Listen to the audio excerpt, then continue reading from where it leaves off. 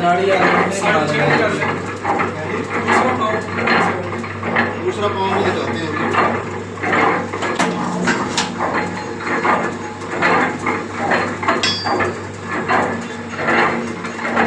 दूसरा पाँव इसको ढीला कर लेंगे।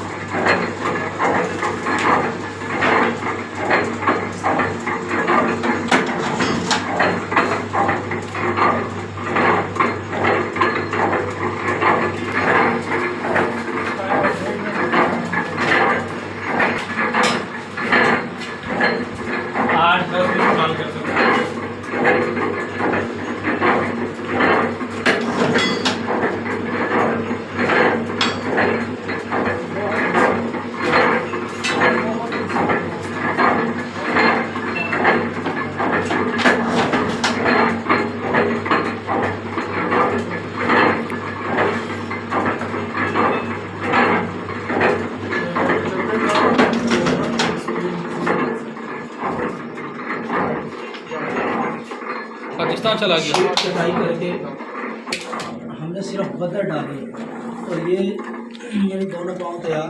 ये बदर इसके सबसे पहले उल्टी बना रहे हैं। उल्टी बना रहे हैं। पहले उल्टी बना रहे थे, इसमें बटन फंसाएंगे। अब उल्टी बनी पहले से। अब उल्टी नाम उसी को साजे। बीपी ने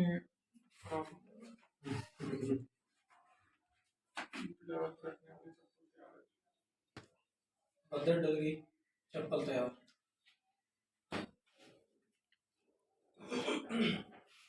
हमारे कारीगर ने 1 मिनट और 6 सेकंड